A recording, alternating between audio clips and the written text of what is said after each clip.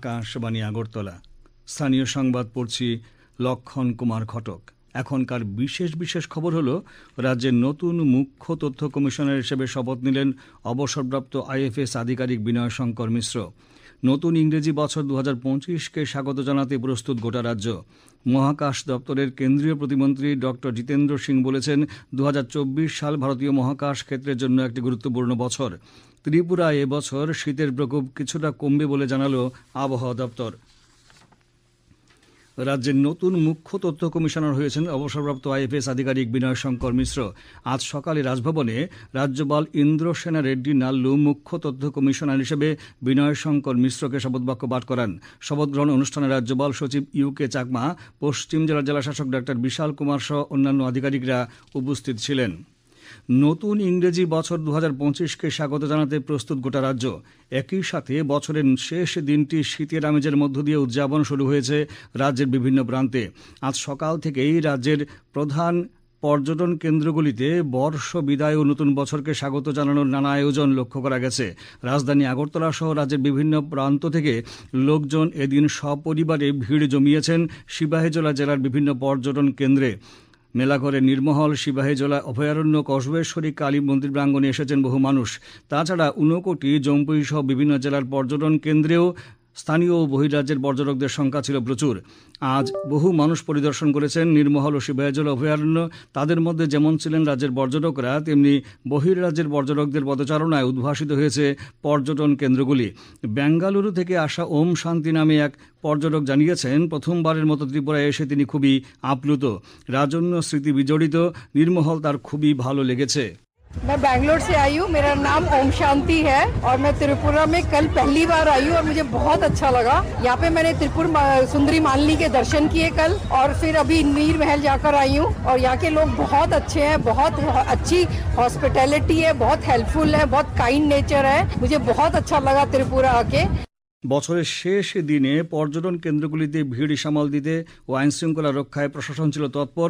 Sepahijala অভয়ারণ্যে police ও TSR কর্মীদের এই কাজে সহযোগিতা করেছেন বনকর্মীরাও। এদিকে আজ জম্পুই পাহাড়ে পর্যটকদের উপচে পড়া ভিড়। গত সপ্তাহ থেকেই জম্পুই পাহাড়ে সরকারি বেসরকারি সবগুলো পর্যটক নিবাসে রাজ্য এবং বহির্রাজ্যের ভ্রমণ পিপাসুরা চলে এসেছেন বর্ষবিদায় ও বর্ষবরণের আনন্দ উপভোগ করার জন্য। খোয়াই জেলার বিভিন্ন পর্যটন কেন্দ্রেও আজ সাধারণ মানুষের ভিড় লক্ষ্য করা গেছে। বড়মুড়া ইকো পার্কে ছিল উপচে পড়া ভিড়। খোয়াই মহকুমার ধলাবিলে বনবীথি ইকো পার্কে ও পূর্ব গনকি গ্রামের জঙ্গলমহলে বহু মানুষ বনভোজনের আয়োজন করে। প্রত্যেকটি স্থানেই জোরদার পুলিশি নিরাপত্তা ব্যবস্থা ছিল। ইংরেজি নববর্ষ 2025 উপলক্ষে রাজ্যবাসীকে শুভেচ্ছা জানিয়েছেন রাজ্যপাল ইন্দ্রসেনা রেড্ডি নাল্লু। শুভেচ্ছা বার্তায় রাজ্যপাল বলেন, এই দিনটি মানুষের লক্ষ্য পূরণে অনুপ্রেরণা জাগায়, মানুষকে একে অপরের কাছে নিয়ে আসে। রাজ্যপাল আশা প্রকাশ করেছেন, এই দিনটি মানুষের জীবনে সুখ ও সমৃদ্ধি, বন্ধুত্বপূর্ণ পরিবেশ ও সৌভ্রাতৃত্বের বার্তা বয়ে আনবে। মুখ্যমন্ত্রী অধ্যাপক ডক্টর মানিক শাহ তাঁর শুভেচ্ছা বার্তা জানান, প্রতিটি বছর নতুন প্রত্যাশা পূরণের আশা বয়ে নিয়ে আসে। তিনি বলেন, 2024 সালের কর্মধারাকে বাতিল করে আগামী বছরেও জনগণের আশা পূরণে প্রতিশ্রুতিবদ্ধ থাকবে সরকার। তিনি সকলের সুখ সমৃদ্ধি কামনা করেন। তাছাড়া অল ত্রিপুরা ব্লাইন্ড কমিটির পক্ষ থেকেও ইংরেজি নববর্ষের শুভেচ্ছা জানানো হয়েছে। আজ রাত 12টা বাজার সঙ্গে সঙ্গে ইতিহাসের পাতায় সাক্ষী হবে 2024। তাই এবছরে ঘটে যাওয়া বিশেষ কিছু সংবাদ নিয়ে আজ রাত 10:15 শোনা যাবে সংবাদ বিভাগের একটি বিশেষ অনুষ্ঠান, বর্ষবিদায় 2024কে ফিরে দেখা। আসন্ন প্রজাতন্ত্র দিবসকে সামনে রেখে ঊনকোটি জেলার কুমারঘাট পঞ্চায়েত সমিতি হলে আজ এক বৈঠক অনুষ্ঠিত হয়। উপস্থিত ছিলেন বিধায়ক ভগবান চন্দ্র দাস, ঊনকোটি জেলা পরিষদের সভাধিপতি অমলেন্দু দাস, সহকারী সভাধিপতি সন্তোষ ধর, কুমারঘাটের মহকুমা শাসক NS চাকমা প্রমুখ। বৈঠকে আসন্ন প্রজাতন্ত্র দিবস যথাযোগ্য মর্যাদায় পালনের লক্ষ্যে আলোচনা ও মত বিনিময় করা হয়। ত্রিপুরা গভর্নমেন্ট পেনশনার্স অ্যাসোসিয়েশনের 45তম বার্ষিক সাধারণ সভা আজ আগরতলার স্টুডেন্ট হেলথ হোমে অনুষ্ঠিত হয়। অ্যাসোসিয়েশনের সাধারণ সম্পাদক বাদল বৈদ্য জানান, পেনশনারদের স্বার্থে সভা থেকে 22টি দাবি সনদ গ্রহণ করা হয়। উল্লেখযোগ্য দাবি হল, 7ম বেতন কমিশনের সুপারিশ অনুযায়ী 2016 সালের পর থেকে ত্রিপুরা সরকারের পেনশনভোগীদের কেন্দ্রীয় সরকারের মতো সংশোধিত হারে পেনশন ও গ্র্যাচুইটি প্রদান করা। ছাত্রছাত্রীদের স্বাস্থ্য সুরক্ষায় দক্ষিণ জেলার আমজাদনগর হাই স্কুল কর্তৃপক্ষ আজ হেলথ কার্ড ও আভা কার্ড প্রদান করেছে।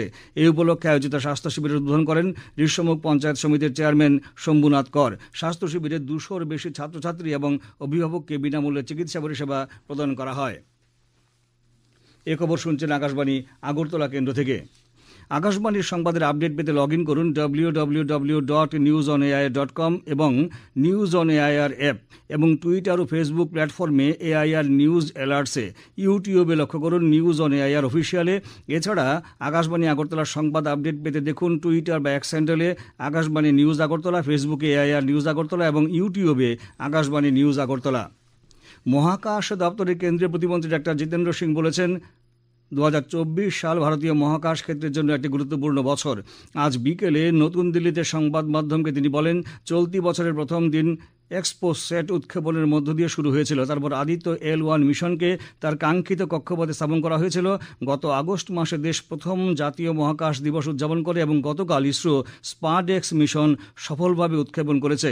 ডক্টর সিং দেশকে গর্বিত করার জন্য টিম ইসরোকে অভিনন্দন জানিয়েছেন।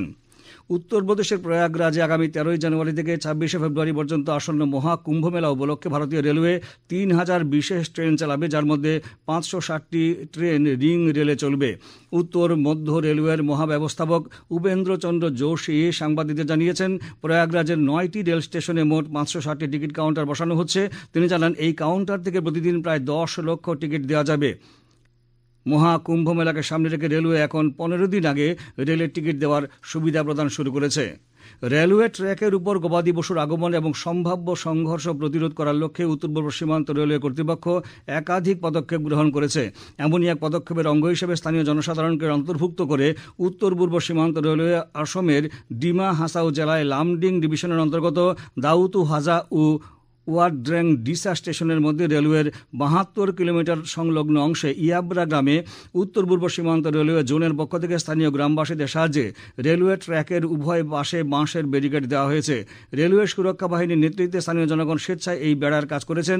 আরপিএফ কর্তৃপক্ষ পরিচালিত সচেতনতামূলক কর্মসূচি এবং সভা সমিতির ফলস্বরূপ এই প্রশংসনীয় প্রচেষ্টা। আধিকারিক কবিঞ্জল কিশোর শর্মা এই খবর জানিয়েছেন।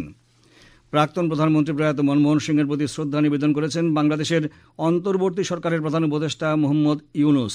আজ সকালে ঢাকায় ভারতীয় হাইকমিশনে গিয়ে ডক্টর মনমোহন সিংয়ের প্রতিকৃতিতে পুষ্পস্তবক অর্পণ করেন তিনি। হাইকমিশনের প্রধান উপদেষ্টাকে স্বাগত জানান ভারতীয় হাইকমিশনার প্রণয় কুমার ভার্মা। অধ্যাপক ইউনুস তার স্মৃতিচারণ করে বলেন, ডক্টর মনমোহন সিংয়ের সঙ্গে তার সম্পর্ক ছিল বন্ধুত্বপূর্ণ। তিনি অনেক সরল এবং জ্ঞানী ছিলেন। প্রধান উপদেষ্টা আরও বলেন, ভারতকে বৈশ্বিক অর্থনৈতিক শক্তিতে পরিণত করতে বড় ভূমিকা পালন করেছিলেন ডক্টর মনমোহন সিং। কেন্দ্রীয় প্রত্যক্ষ কর পর্ষদ বিলম্বিত এবং 2024-25 মূল্যায়ন বছরের জন্য সংশোধিত আয়ের রিটার্ন জমা দেওয়ার সময় আগামী 15 জানুয়ারি পর্যন্ত বৃদ্ধি করেছে। আজই ছিল করদাতাদের বিলম্বিত এবং সংশোধিত আয়কর রিটার্ন দাখিলের শেষ দিন। দক্ষিণ জেলার বগাফা ব্লকের কাঁঠালিয়া ছড়া এডিসি ভিলেজের রামপ্রসাদ পাড়ায় পিএম জনধন প্রকল্পে আজ এক স্বাস্থ্য শিবির অনুষ্ঠিত হয়। শিবিরে বীরচন্দ্রমনু শহীদ স্মৃতি প্রাথমিক স্বাস্থ্যকেন্দ্রের হোমিও চিকিৎসক ডাক্তার চন্দ্রানী রায়, কাঁঠালিয়া ছড়া আয়ুষ্মান আরোগ্য মন্দিরের কমিউনিটি হেলথ অফিসার সজল মক্স 23 জন রোগীর স্বাস্থ্য পরীক্ষার পর বিনামূল্যে ঔষধ প্রদান করা হয়।